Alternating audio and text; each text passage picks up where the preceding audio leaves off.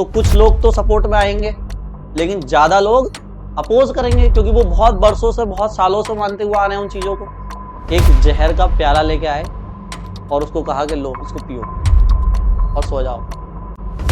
कोई charge particle move करेगा तो वेव बन जाएगा। ये तो कहा था। ये इलेक्ट्रॉन बैठे हुए हैं क्या इसके अंदर? क्या कर रहे हैं? मूव कर रहे हैं। तो फिर तो ये पार्टिकल है ही नहीं, ये तो क्या है? वेव है।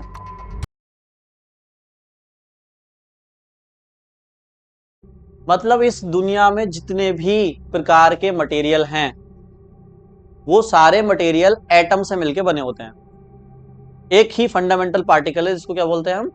एटम। अब ये कहां से एटम किसने बताया, किसने ऐसे दिमाग लगाया? तो देखो ये बात है 1803 की। सुन लो जरा, 1803 की बात है।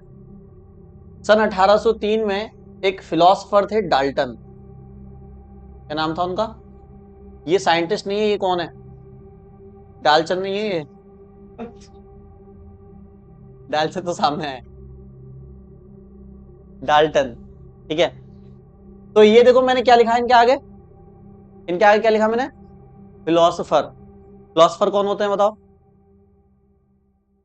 फिलोसफर कौन होते हैं? जो फिलॉसफी पढ़ते हैं। फिलॉसफी क्या होती है? जितनी भी साइंस है आपकी, या जितने भी अदर सब्जेक्ट हैं आपके जिसमें थिंकिंग का यूज होता है, क्रिटिकल थिंकिंग का यूज होता है, वो सारा कुछ फिलॉसफी के अंदर आता है। साइकोलॉजी भी फिलॉसफी के अंदर आएगी। ठीक है, तो साइंस जो है ना, वो फिलॉसफी का एक छोटा सा पार्ट है। जो फिलॉसफर होते हैं ना, वो साइंटिस्ट से भी एक लेवल ऊपर के होते हैं, फिलॉसफर। क्यों? क्योंकि साइंटिस्ट का काम ये होता है कि फिलॉसफर ने जो बता दिया उस बात को प्रूफ करना, एक्सपेरिमेंटली, मैथमेटिकली, जैसे भी प्रूफ करना है, वो साइंटिस्ट है। लेकिन वो जो आइडिया कहां से आया, वो जो आइडिया जहां से आ रहा है, वो है फिलॉसफर। हिंदी में बोलते हैं उसको दार्शनिक। क्या बोलते हैं? और फिलॉसफी सब्जेक्ट होता है अपना एक पूरा, बीए में मिलता है। जब बीए करोगे ना इंटर के बाद, तो फिलॉसफी से बीए कर सकते हैं। दर्शन शास्त्र बोलते हैं हिंदी में उसको। ठीक है, जैसे एक फिलॉसफर का नाम आपने सुना होगा, सुकरात। सुकरात का नाम सुना है? वो भी कौन थे? फिलॉसफर थे। वो साइंटिस्ट नहीं थे, फिलॉसफर थे। फिलॉसफर मतलब वो सबसे बड़े, मतलब फिलॉसफर में से एक हैं, ऐसे कह सकते हो आप। वो क्या कहते थे कि जितने भी धर्म हैं, उन्होंने हर धर्म के खिलाफ बोला है। तो भाई अब कोई बिल्कुल अपोजिट बोलेगा तो कुछ लोग तो सपोर्ट में आएंगे, लेकिन ज्यादा लोग अपोज करेंगे, क्योंकि वो बहुत बरसों से, बहुत सालों से मानते हुए आ रहे हैं उन चीजों को। तो कुछ तो जो जिंदा दिमाग थे वो सपोर्ट में थे उनके, लेकिन ज्यादातर 70 या 80% लोग कहो उनके विरोध में थे, सुकरात के। ठीक है, तो हुआ क्या? वही जो होना, जो बड़े बड़े लोग थे वहां के, जो जज वगैरह थे और जो बड़े बड़े चर्च के फादर थे, पोप जिनको कहते हैं, तो वो तो सब खिलाफ थे। तो उन्होंने सुकरात को सेंटेंस ऑफ डेथ सुना दिया, मौत की सजा। कैसे दी उनको मौत की सजा पता है? एक जहर का प्याला लेके आए और उसको कहा कि लो इसको पियो और सो जाओ। वो देखो, उनके जो शिष्य थे, कई सारे शिष्य थे उनके, जो मतलब इन बातों से उनके प्रभावित हुए और जो उनके साथ जुड़ गए। प्लूटो का नाम सुना होगा, ये सब सुकरात के शिष्य हैं। ठीक है, तो उनके जो शिष्य हैं ना, वो भी बहुत फेमस हैं। किताबें लिखी हुई हैं सुकरात की पूरी पूरी, प्लूटो की किताबें हैं, अरस्तु की किताबें हैं। ठीक है, तो उनको सेंटेंस ऑफ डेथ सुना दिया गया। भागने का मौका था लेकिन भागे नहीं। ठीक है, उन्होंने कहा अब भागने का क्या फायदा? भाई जिनको मानना था वो मान गए, जिनको नहीं मानना था वो तो मानेंगे ही नहीं। तो ऐसे ही एक और फिलोसफर थे जिसका नाम था डाल्टन। देखो 1803 से स्टार्ट हुई है बात। कहां से स्टार्ट हुई है? 1803 में सबसे पहले फिलोसफर डाल्टन ने यह कहा कि ये जो संसार है, ये बहुत ही छोटे छोटे कणों से मिलकर बना है, जिनको और ज्यादा हम ब्रेक नहीं कर सकते। ये जो पार्टिकल हैं जिनसे संसार बना है, उनको और ज्यादा तोड़ा नहीं जा सकता। और इन पार्टिकल का नाम डाल्टन ने क्या दिया? एटम, जिसको हिंदी में हम क्या बोल देते हैं? देखो हिंदी जो ट्रांसलेशन है ना, वो इससे बिल्कुल अलग है। डाल्टन ने परमाणु नहीं कहा, डाल्टन ने एटम कहा है। हिंदी ट्रांसलेशन में उसको परमाणु बोल दिया गया। परमाणु का मतलब क्या है? परम अणु। परम अणु, परमात्मा का अणु है ये। अरे समझ रहे हो? अब डाल्टन को क्या पता क्या परमात्मा क्या, वो तो अपना मतलब फिलॉसफी वो बोल रहे हैं ना। तो हिंदी में ट्रांसलेशन क्या करा गया है इसका? परम अणु है, परम मतलब भगवान का पार्टिकल है ये, गॉड पार्टिकल। जो एटम है वो गॉड पार्टिकल, भगवान ने बनाया ना सबको, तो परम अणु से बनाया भगवान ने, उसका नाम दे दिया परमाणु। बात समझ आ गई? लेकिन डाल्टन ने परमाणु नहीं कहा, डाल्टन ने क्या कहा है? एटम। उसका हिंदी ट्रांसलेशन है ये परमाणु, ठीक है। तो अब क्या हुआ, क्या भाई कोई एक्सपेरिमेंट दिया कुछ, क्या मैथमेटिकल प्रूफ दिया कुछ एटम का? कुछ नहीं। तो डाल्टन से पूछा गया क्या तुम्हारे पास प्रूफ है, क्या एटम से मिलकर बनी है ये पूरी दुनिया, क्या प्रूफ है? प्रूफ इनके पास था नहीं, क्योंकि ये फिलोसफर है, ये फिलोसफी देते हैं, बस बोल देते हैं। अब प्रूफ करना साइंटिस्टों का काम है, ठीक है। तो चलो आ जाते हैं एक साइंटिस्ट पे। 1897, 94 ईयर हो गए। कितने ईयर हो गए? डाल्टन तो समझ रहे हो चले गए अब तो, 94 ईयर में तो कौन अब बचा है, ठीक है। तो 90, लेकिन बात जो कह गए वो तो यार स्टेटमेंट वो तो छप गया ना, अब उसको तो बस प्रूफ करना है किसी ना किसी को। तो 1987 में जे थॉमसन आ गए। जे थॉमसन ने कहा यार बात तो सही लग रही है, ठीक है, तो एक्सपेरिमेंट करके देखते हैं।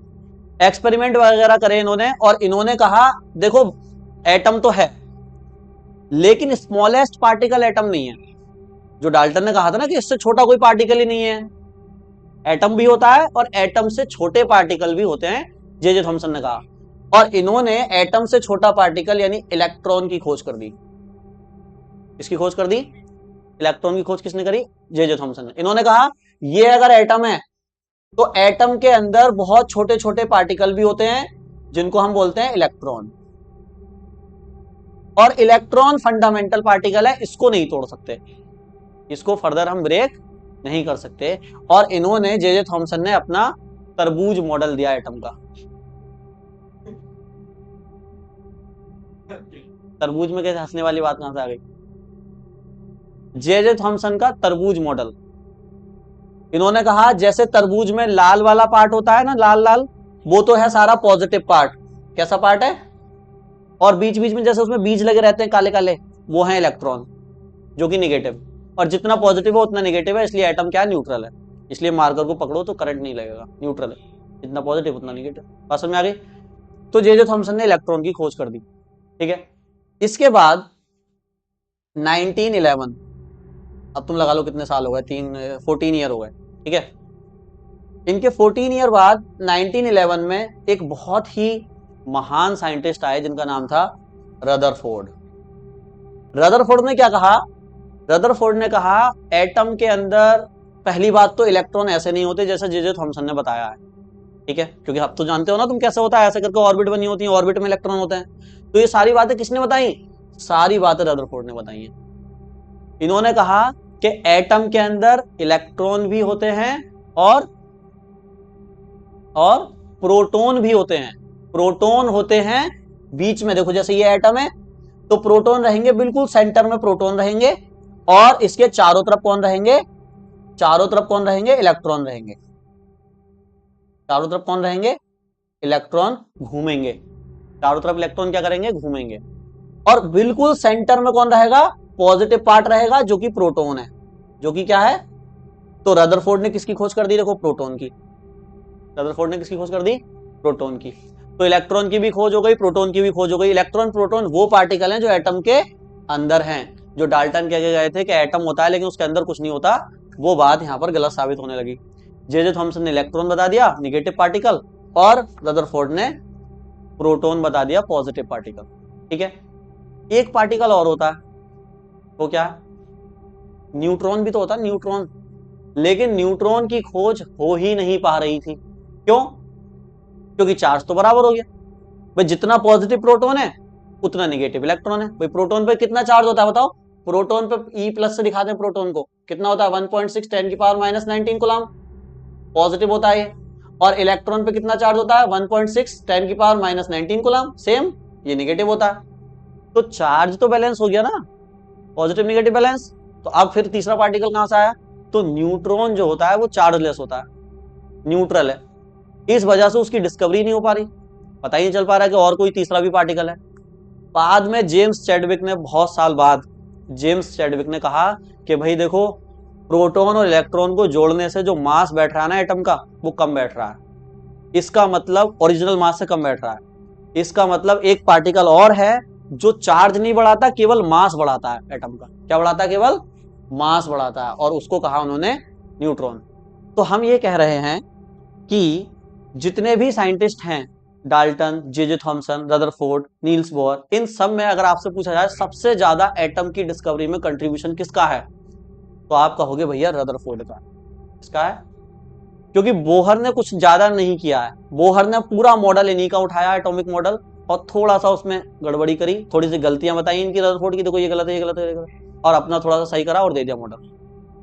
लेकिन बोहर का मॉडल भी बिल्कुल 100% सही नहीं है। इसके बाद एक और साइंटिस्ट आए जिन्होंने बोहर के मॉडल में भी गलती निकाल दी। क्या था? 13 बोहर। 2 साल बाद ही क्या आ गया?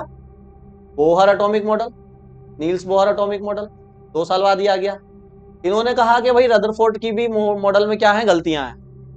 रदरफोर्ड ने ये नहीं बताया कि इलेक्ट्रॉन किस ऑर्बिट में रहेगा, एनर्जी स्टेट क्वांटाइज्ड होंगी, एंगुलर मोमेंटम क्वांटाइज्ड होगा, इन्होंने ये कहा बोहर ने। ठीक है, तो इन्होंने बताया अपना क्वांटाइजेशन प्रिंसिपल, क्वांटाइजेशन कंडीशन दे दी इन्होंने कि भाई हर चीज क्वांटाइज्ड है। ऐसे ही किसी भी ऑर्बिट में इलेक्ट्रॉन ना तो घूमेगा और ना ऐसे ही उसका जो स्पेक्ट्रम है वो कंटिन्यूअस आएगा, लीनियर आएगा। इसके बाद बोहर के मॉडल में भी कमियां निकाली 1916, 3 साल बाद। ठीक है, अब मॉडल आया Sommerfeld atomic model, Sommerfeld atomic model. इन्होंने कहा कि जो बोहर ने बताई है ना, ये ऑर्बिट जो बताई है बोहर ने, ये तो समरफील्ड ने क्या बताया कि बोहर ने जो ऑर्बिट बताई हैं कि सर्कुलर ऑर्बिट में इलेक्ट्रॉन घूमेगा, जिसकी रेडियस अब आर ली थी आपने, वो एक्चुअल में सर्कुलर होती नहीं है, वो होती हैं इलेप्टिकल ऑर्बिट। कैसी ऑर्बिट होती हैं? इलेप्टिकल। क्यों होती है इलेप्टिकल? क्योंकि चार्ज है, इलेक्ट्रॉन पे भी चार्ज है, चार्ज की वजह से इफेक्ट पता है उसका, और जो इलेक्ट्रॉन है वो ऐसे इलिप्टिकल ऑर्बिट में घूमता है, जैसे अर्थ सन के चारों तरफ घूमती है। बताओ, क्या अर्थ सन के चारों तरफ सर्कुलर ऑर्बिट में घूम रही है? इलिप्टिकल ऑर्बिट में घूमती है। और सन सेंटर पे नहीं होता, कहां होता है? फोकस पे होता है। इलिप्स में फोकस होते हैं ना, आपको पता है, ऐसा होता है इलिप्स। तो 2 फोकस होते हैं, एक फोकस इधर, एक फोकस। तो किसी एक फोकस पे सन है, और फिर क्या है, इधर क्या कर रही है, अर्थ घूम रही है। ऐसा है जो सोलर सिस्टम है हमारा। तो समरफील्ड ने क्या कहा, ऑर्बिट भी ऐसी ही है, सर्कुलर नहीं है, इलिप्टिकल ऑर्बिट है। कैसी ऑर्बिट है? इलिप्टिकल। तुमने देखा होगा ऐसा डायग्राम एटम का, देखो ऐसा देखा, ऐसा डायग्राम देखा है एटम का, ये वाला डायग्राम देखा। तो ये जो ऑर्बिट बन रही है इसमें कैसी है, 3D में बन रही है और इलिप्टिकल बन रही है। जैसे ये न्यूक्लियस है, तो ये एक ऑर्बिट है, ये एक ऑर्बिट है, 3D में है ना, पूरा 3D स्ट्रक्चर है। 2D में ऐसा बनाते हैं, और सर्कुलर नहीं है, कैसी है, इलिप्टिकल। किसने बताया ये? समरफील्ड ने, एटॉमिक मॉडल। अच्छा, इसमें भी गलतियां हैं समरफील्ड एटॉमिक मॉडल में। ठीक है, तो इसकी गलतियां सुधारी, देखो किसने। अब आ जाओ 1926, 10 साल बाद। कितने साल हो गए? 10 साल। अब तो काफी करीब पहुंच गए हम, 1926। अब क्या चल रही है, 2025, काफी करीब है, 100 साल करीब है बस, 100 साल। तो इंसान 100 साल तो जिंदा रह लेते हैं, तो एक इंसान की एज के बराबर अब टाइम हो चुका है। ठीक है, मतलब अब इस समय प्रेजेंट का, अब प्रेजेंट में भी यही वाला मॉडल है। अब ये किसने मॉडल दिया? अरविंद श्रोडिंगर। अरविंद नहीं है, खुश मत हो, Erwin Schrodinger atomic model. Erwin Schrodinger, इन्होंने तो भाई मतलब ये समझ लो जितना भी कुछ है ना, ये तभी समझ लो खत्म ही कर दी कहानी। क्या कहा, देखो इन्होंने डी ब्रोगली का यूज किया। इन्होंने कहा डी ब्रोगली को भूल रहे हो क्या आप लोग? इनसे कहा, क्या आप लोग डी ब्रोगली को भूल रहे हो क्या? क्या बता के गए डी ब्रोगली, बताओ। डी ब्रोगली हाइपोथेसिस क्या थी? हाँ, मैटर वेव है। कोई भी चार्ज पार्टिकल मूव करेगा तो वेव बन जाएगा। जैसे लाइट के अंदर डुअल नेचर है, ऐसे ही मैटर के अंदर भी कोई चार्ज पार्टिकल मूव करेगा तो वेव बन जाएगा। ये तो कहा था। ये इलेक्ट्रॉन बैठे हुए हैं क्या इसके अंदर, क्या कर रहे हैं, मूव कर रहे हैं, तो फिर तो ये पार्टिकल है ही नहीं, ये तो क्या है, वेव है। तो तुम फिर कैसे कह रहे हो कि ये इलेक्ट्रॉन यहां घूमेगा, ये इलेक्ट्रॉन यहां घूमेगा, ये इलेक्ट्रॉन यहां, इलेक्ट्रॉन एक्साइटेड स्टेट में गया, ग्राउंड स्टेट में आया, पार्टिकल ही नहीं है वो तो पार्टिकल है ही नहीं, श्रोडिंगर कह रहे हैं। ठीक है, तो इन्होंने फिर क्या बताया, इन्होंने वेव मान के इलेक्ट्रॉन को और अपना मॉडल दिया। इन्होंने कहा न्यूक्लियस के चारों तरफ यहां यहां यहां यहां हर कहीं इलेक्ट्रॉन हो सकता है। यहां ये जो मैं बना रहा हूं ना, इसको बोलते हैं इलेक्ट्रॉन क्लाउड। क्या बोलते हैं? Electron cloud. इस इलेक्ट्रॉन क्लाउड में किसी भी जगह पर इलेक्ट्रॉन हो सकता है। पास में ज्यादा प्रोबेबिलिटी है, दूर कम प्रोबेबिलिटी है, क्योंकि इलेक्ट्रॉन है वेव, और वेव जब चलती है तो कहीं भी हो सकती है उसका इफेक्ट। बात समझ में आ रही है? तो इसको बोलते हैं क्वांटम मॉडल। सुनो जरा, क्वांटम मॉडल ऑफ एटम। अभी प्रेजेंट में इस मॉडल में कोई भी गलतियां नहीं बताई गई हैं, और प्रेजेंट में 100 साल बाद तक भी यही मॉडल अभी है, क्योंकि ये क्वांटम फिजिक्स को एक्सप्लेन कर रहा है, इलेक्ट्रॉन की वेव मानना है इलेक्ट्रॉन को, जो कि एक्चुअल में वो है भी। ठीक है।